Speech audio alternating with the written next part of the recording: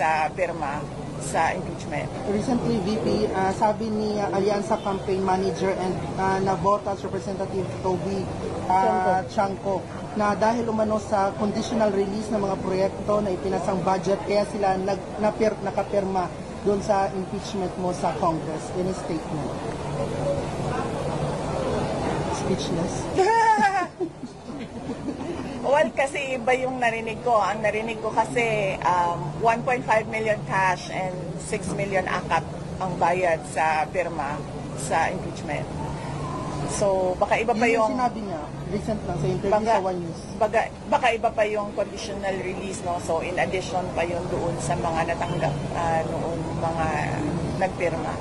And totoo din naman yun, public record din na makikita ninyo na yung mga hindi pumirma, zero talaga yung budget para sa kanila.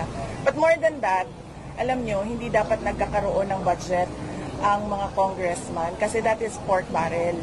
Hindi sila dapat nagkakaroon ng apportionment doon sa projects ng executive department kasi ang trabaho lang naman ng congressman ay gumawa ng batas eh. Hindi siya pwedeng kumuha doon sa budget ng mga departments natin. So, madaming irregularities and malamang yan din yung protesta ng pagkaraniwan na mga tao na hindi nagagamit ng maayos yung pera ng bayan. Ay susuportahan ko yung mga questions nila because as a Filipino as well, gusto natin no, na credible yung elections and it will reflect, the results will reflect the will of the people. Okay, Bril Montalvo. Recently, VP, sabi ni Alianza Campaign Manager and Navotas Representative Toby Chanco na dahil umano sa conditional release ng mga proyekto na ipinasang budget, kaya sila nakapirma doon sa impeachment mo sa Congress. Any statement? Speechless. Well, kasi iba yung narinig ko. Ang narinig ko kasi 1.5 million cash and 6 million akap ang bayad sa pirma sa impeachment. So, baka iba pa yung... sinabi niya, recent lang sa interview sa One News. Baka iba pa yung conditional release, no? So, in addition pa yun doon sa mga natanggap noong mga nagpirma. And totoo din naman yun, public record din na makikita ninyo na yung mga hindi pumirma, zero talaga yung budget para sa kanila. But more than that, alam nyo, hindi dapat nagkakaroon ng budget ang mga congressman kasi that is pork barrel. Hindi sila dapat nagkakaroon ng apportionment doon sa projects ng executive department kasi ang trabaho lang naman ng congressman ay gumawa ng batas eh. Hindi siya pwedeng kumuha doon sa budget ng mga departments natin. So, madaming irregularities and malamang yan din yung protesta ng pagkaraniwan na mga tao na hindi nagagamit ng maayos yung pera ng bayan. VP, sinabi din ni Toby Chanco na nabawasan daw yung boto ng kandidato ng mga alyansa dahil nga ito nga sa impeachment na inilabas ng Congress. Yan ang hindi ko masasabi without a study. Baka merong access sa study si Congressman Toby Chanco kaya niya nasabi ng ganyan. But hindi ko masabi yan kung yan ba ang rason kung bakit pangit ang resulta ng mga senators doon sa alyansa. Arjun Relator, Jermaine Buntan. Ma'am, regarding sa result sa senatorial candidates, ma'am, ano tingin niyo magiging takbo ng impeachment trial, ma'am? How positive are you na, or confident are you na ma-active kayo, ma'am, sa impeachment trial sa Senate po? Wala akong expectations of acquittal or a verdict guilty. Basta sa akin lang ay tinanggap ko na kung ano yung magiging verdict. Whether guilty man yon or acquittal, I'm already at peace. At hindi ko alam kung paano boboto ang mga senators. If at all there will be a trial, I think it is wrong to start counting votes now because they haven't seen evidence yet. They haven't seen what the prosecutors have. They haven't seen what our defense is. So, parang mali siguro na magbilingan ng boto ng walang trial. Pero, ginagawa siya ng publiko. So, basta sa akin, tanggap ko kung anong mangyayari, anong magiging ending noong impeachment. Pero yung preparation po ng mga lawyers natin, kamusta po? Lawyers, okay naman sila. In full throttle na yung kanilang preparations for the impeachment, and of course they would not want a trial as lawyers. Alam naman natin ang galawan ng mga abogado, no? Marami silang mga paraan sa batas as a legal recourse for their clients. But sinabihan ko na rin talaga sila, really, I truly want a trial because I want a bloodbath talaga. Okay. Ma'am, we have Kyodo News, a Japan media base. Ken Sasaki, go ahead. Japanese na To the previous survey, Marcos Trump could not secure the predicted age around 80. Why do you think that Marcos Trump has lost his seat in the Senate? And also, did you talk with your father about the results? Yes. We talked yesterday. We talked for a long time, about 41 minutes, about the results of the elections, both local and national. And I updated him about what are the ways forward with regard to the impeachment and with regard to what we are doing with his ICC case. So he is updated very recently, yesterday. And why do I think that the Alianza senators did not perform well? It's because of the president. The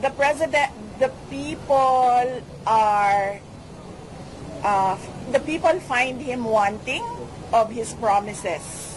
And the people expect more from the president, particularly with regard to his work for our country.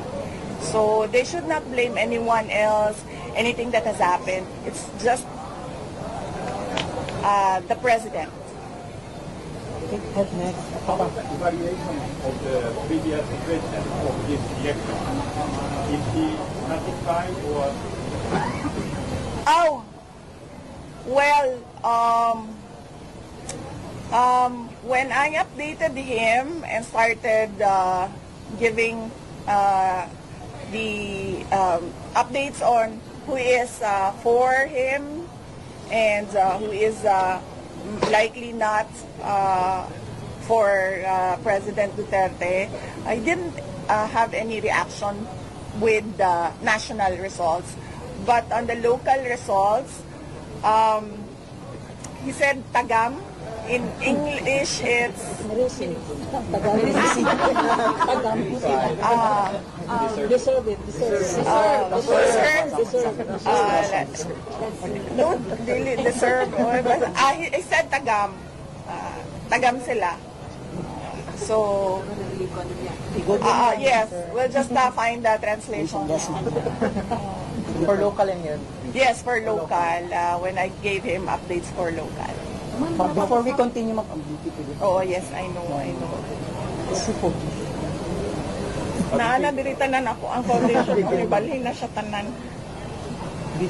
Question po, VP, any updates po on how PRD will take home from the case? Yes, his lawyers are working on how he will swear for his oath. They are working on it, and I don't think they have an answer right now. But I am sure they will give an update in the coming days, right before June 30, noon of June 30. Okay. And also, follow up din sa yung supplemental affidavit na that your camp will be filing on the denying the criminal offenses, grave threats, and inciting to sedition. Yes. Yesterday there was a hearing in DOJ with regard to the NBI complaint on inciting to sedition and grave threats. And the lawyers manifested that they will submit a supplemental some sort of a supplemental petition or motion in the NBI. I cannot talk about what that supplemental document will be, but I'm sure you will know about it once it is filed in the NBI.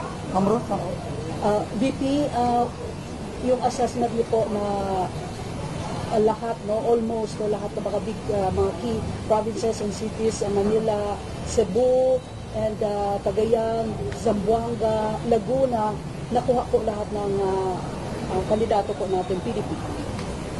Oh, hindi ko pa nakita yung disaggregated votes. Ang nakikita ko lang is yung total votes, no. We still have to study siguro kung saan nakakuha ng boto ang PDP laban, so that in the next elections, kung meron man silang senator candidates, ay maayos nila yung kanilang strategy. Dahil sa ngayon na election ay tumulong lang naman ako sa kanila dahil nawala si dating Pangulong Duterte. Sabi ko nga noong meeting de avance ng PDP laban, ay tinawag lang ako ng tadhana. Wala naman akong partido. Initially, wala talaga akong plano na sumali din sa kampanya dahil na nga nakakaon po kong tagam ato ang 2022 elections, no. So it would be good for PDP to study para kung meron silang senators in the future ay maayos nila yung campaign strategy nila. Mamaya, right, Ma'am Vice Gov. Balik sa kung tagam na ay nag-comment na now you learn. Para na ilahan ko ay. Ako po, sorry, I have to ask this video. With the overwhelming result sa election, all the back candidates na nakadaon. There are now you are the strongest contender for 2028 presidential. Yes, ma'am. There are also a clamor na nagawa that 2020. What is your take? As I said, no, tung 2019, gipangutan ako kung modagan ko og senator, nagsulti ko dili.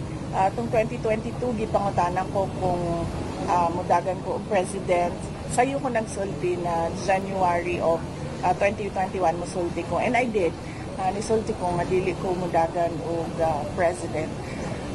Ang pagdagan ako of Vice President were circumstances that happened after the deadline of the filing of candidacy naman ko siya.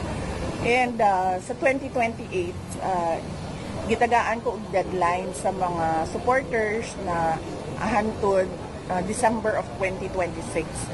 By December of 2026, kung dili daw ko magdesisyon, they will look for other candidates for president in 2028. So napakoy more than a year. I have more than a year to really sit down and list down the pros and cons as I did at 2021 with regard to running for president. Karin Beltran, ayan. Hello po, VP. Good morning. As part of your wishes, VP, nga makadaog ang mga senatorial na imortals, ito also, are you satisfied with the result? Sa ako ang statement, no, it was not what we expected. We expected more candidates from PDP to win. Pero in my heart, they already won. I listened to their campaign speeches.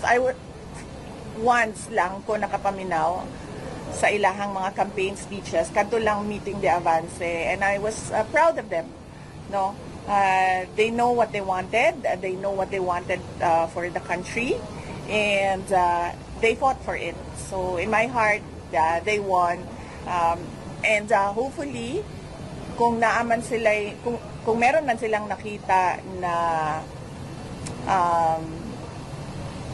hindi tama yung resulta ng elections nitong nakaraang May 12, ay maresolba siya sa loob ng COMELEC at kung saan man na pwede na legal na proseso. How do you assess the results in the Davao region? Is it true that the Dutertes daw is losing other grip sa Davao region. Hindi ko nakita ang results sa ibang areas sa Davao region. Nakita ko ang results dito sa Davao City. And 12 of, kasi si Senator Honasan was ranked number 12, no? Sa Davao City, and endorsed siya by President Duterte. So yung buong 12 na yun ay galing sa slate, including guest candidates ng PDP. Pero sa local, yung mga governors, hindi ko nakita, ma'am, because hindi naman kami nag-participate sa ibang elections sa local. Wala kaming, wait, I have to check. Wala namang HNP candidate sa ibang lugar, di ba? Dito lang sa loob. Oh, yes, yes. Walang HNP candidate sa labas ng Davao City. Meron lang kami HNP candidate dito sa loob ng Davao City. So, hindi kami nag-participate sa local elections sa region. Bakit ba? Because nag-focus kami dito sa Davao City. So, all our strength and resources and lahat na, cooperation and lahat na, nilagay namin sa Davao City. We started planning for that election January of 2024. January 2024 pa lang, nandito pa si PRD. Wala pa yung dalawang candidates, si Omar at si Rigo. Wala pa sila because at that time, January 2024, wala sila sa listahan ng mga kandidato. Ang nandoon lang, January 2024, si PRD, si Mayor Baste, si Congressman Pulong at ako. Kaming apat plus yung team na hindi ko na lang pangalanan kung sino sila, pero nagpapasalamat ako sa kanila, and we still continue to work with them. Yung team, we decided to focus on Davao City. Dumating lang naman na naging candidate si Omar Duterte kasi ayaw na makipag-usap ni Congressman Vincent Garcia. Sinasabihan namin siya na siya lang ang tumakbong congressman. At at the time, ayaw na niya makipag-usap sa akin. And until now, I reached out to him, ayaw pa rin niya makipag-usap sa akin. Hindi niya sinasagot yung messages namin. Kaya naging candidate si Omar. Pero at the time, January 2024, si Omar and si Rigo, wala pa sila sa listahan ng candidates. Ma'am, pinag-usapan ngayon yung speakership at saka Senate presidency. Mayroon bang lumulutan na pangalan na lumapit sa iyo para hingin yung blessing niyo? At meron bang sariling candidate for speaker and Senate presidency, VP Sara? Wala. Wala akong candidate for speaker or for Senate president. Wala ding lumapit sa akin for speaker or for Senate president. Sinabihan ko si Congressman Pulong. Sabi ko sa kanya, baka gusto mo lumaban ng speaker. Hindi man siya sumagot. Hindi siya sumagot. Iniisip din niya siguro yung chances niya na manalo. Anong chances kaya ni Congressman Pulong? Bakit siya yung napili mo na in-endorse mo? Well, sinabi ko sa kanya, kung hindi ka manalo ng ng speaker, then kunin mo yung minority. Diba? But wala pa siyang sagot. So I guess he's still thinking about it. Siguro, hindi ko alam. Ang sinabi lang niya sa akin kanina, huwag ka makapag-away kasi kagagaling mo lang sa simbahan, sa misa. Another, follow-up ko lang doon sa sinabi niyo about political dynasty. Ano yung formula niyo para magkaroon tayo ng real batas na para sa anti-political dynasty? Siguro immediate family. Hindi ko lang alam if we can extend it up to what degree. But initially, immediate family. Kasi karamihan naman yan usually. Kaya nga nag-aaway-away yung mga magkakapatid kasi usually same line yung mga sumusunod. Kaya din nag-aaway-away yung magkapamilya. So ang pinakauna talaga dyan sa political dynasty is yung some sort of regulation sa pagtakbo noong mga immediate family members nung third termer or incumbent. VP, Sige, Brin, go ahead. VP, ngayon kumasa itong si Chel Jokno and Attorney Lai Dilima for prosecution team sa Kamara ng Impeachment. Anong comment mo dito? And binaliktad ng Court of Appeals ang desisyon ng Muntinlupa RTC sa drug case ni Laila Dilima. Hindi ko nabasa yung desisyon ng Court of Appeals. Hindi ako makakomment. Hindi ko kasi nabasa. At saka hindi ko rin nabasa yung desisyon ng RTC. Hirap mag-comment dyan. John Chel Jokno. And, well, understandable. Kay Laila de Lima and kay Chel Jokno, they've been very vocal anti-Duterte since birth. Yes. In fact, wala pa sa mapa si dating Pangulong Rodrigo Duterte to become president, ay anti-Duterte na talaga si Secretary de Lima. So, understandable na sasali sila sa prosecution ng impeachment case. Last na VP, sinabi ni Representative Chua na nagtataka daw siya kung bakit nanalo yung mga pro-impeachment congressman sa 2025 elections. Nagtataka ako bakit nanalo si Congressman Joel Chua. Bakit? Hindi ko alam. Hindi ko alam bakit siya nanalo. Update po ma'am sa birthday celebration niyo sa The Hague ma'am at saka yung ano po yung magiging program doon ma'am at when are you going to fly to The Hague po? Okay. Or invited ba? Oh yes, invited kayo lahat. Kaya na, naka-record to Brian. Naka-record to Brian. Gano'n lang kayo. Ito na ko to kay Vincent Garcia. Oh, kajut lang ha. Pabagong sa nako iyahan question. Yes. Okay. So ang updates is from that campaign, June ang next namin na mga activities for Office of the Vice President. Ngayong end of May, pupunta kami sa Doha, Qatar. If you can remember, merong mga nakulong doon na mga supporters. Pero na-release naman na sila. Pero bibisitahin pa rin namin just to comfort them sa mga nangyari sa kanila. And Thanksgiving as well sa OFWs sa Qatar. So meron kaming Qatar on May 27. And then meron kaming Thanksgiving yon sa Doha, May 27. And then May 31, merong program, may rally doon, ICC, send PRRD home, doon sa The Hague, sa harap ng detention center where they call it Duterte Street. So wala akong birthday celebration for this year. Lahat ito para sa ICC case. And yes, and then after that, meron pa kaming mga series of ICC Send Him Home na mga rallies sa iba't ibang bansa. Inaayos lang namin yung mga permits from the local government sa doon kung saan yung rallies. Yes, ma'am. Dito ako kay Sir, ako dito President Kabalungan ng taga Davao na supporter din ang mga resident. What went wrong and sabi sa sinunod and now that you are nakabalungan, you've been reaching out to in a sense that regulation of the concept. Yes, oo. Hindi pa tapos ang filing of candidacy na kasi, di ba nga sabi ko sa inyo, January 2024 pa lang, naghanda na kami sa election noong May 12.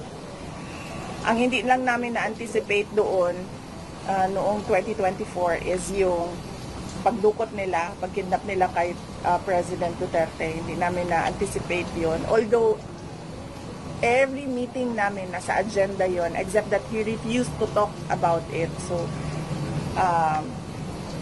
tapos na yan lahat. Before ng ending before ng deadline ng filing of candidacies, ako ang inutusan na kausapin si Congressman Vincent Garcia to tell him na meron pa siyang term as congressman. So siya lang kung please ang pwedeng tumakbo. Kasi nakikialam ang mga hindi tiga Davao dito sa Davao City. Nakikialam ang governor ng Isabela Province nakikialam ang mayor ng Santa Cruz na hindi naman sila tiga Davao City. So ang sinabi namin, ang gusto ipaabot kay Congressman Vincent Garcia at that time ay kung pwede lang sana siya lang ang tumakbong congressman. Noong wala nang makipag-usap sa amin, hindi na ako sinasagot. And then nakita na namin, nalaman na namin kung sino yung tatakbo sa 2nd District. Nilagay namin as candidate si Omar Duterte, yung barangay captain ng Buhangin. Kita kayo lang, message for Vincent Garcia, kung meron man po. Ano message? Gusto ko siya kausapin. Nag-reach out kami, hindi ko alam kung yesterday, the other day, and hanggang ngayon, hindi siya sumasagot sa messages. So, I guess, bigyan lang natin ng time si Congressman Vincent Garcia. May pag-usapan pa pala, VP. May mensahe ka pa sa kanya? Well, yes, because nagkasama din kasi kami sa trabaho. And then, he was very supportive of City Hall when I was mayor, of the Office of the Vice President when he was congressman. So, and meron pa naman siyang isang term, so hindi ko alam bakit, alam mo yun, bakit niya papayagan ba na merong mga hindi tiga Davao City na makialam sa Davao City. And alam naman nating lahat na si Javi Campos is a candidate of Martin Romualdez. So, yun yung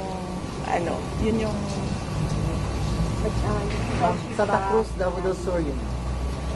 Sa Albano at sa Yung Quezon. kanina, Santa Cruz, Davao del Sur. Santa Cruz, Davao del Sur. Last 2 question tayo, sir. Any advice po kay Omar at kay Rigo since makasok na ito? Yes, nag-meeting kami noong isang araw. Sinabi ko sa kanila na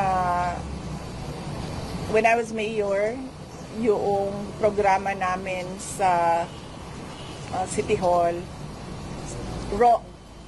revolves around the campaign of Life is Here, which we use as well as branding for our tourism program, Life is Here. And then sinabihan ko sila that you are there to make the lives of Davaoenos better. So sinabihan ko sila na ang gusto lang naman nating lahat ay a livable city. At hindi mahirap yon kasi ang isang livable city meron ng meron na siyang parameters. Papasok lang natin yung Davao City doon. PRRD, may mensahe ko sa Yes. Nag-ingon siya. Tinanong ko siya kahapon kung anong message niya para sa ating mga kababayan, at sinabi niya na ako, ug ang akong mga anak, ug ang akong mga apo, magpabiling inyong sulugoon. Kaya BP, kung na considering Duterte, no, ang nag-slide sa Davao City, ang gikabalak ang karon matud pa nila nga ang budget, no, dili matagaan sa national. Unsay reaksyon nato? I think more than enough ang budget sa Davao City nato para magpadagan og mga proyekto og mga programa dinhi sa ato ang syudad. In fact, when I was mayor, dili ko nagapangayo og projects sa congressman man or sa senator. Ang DPWH ginapasagdan nako sila kung unsa ang ilahang mga proyekto. And we were able to really uplift the lives of Davaoenos at the time.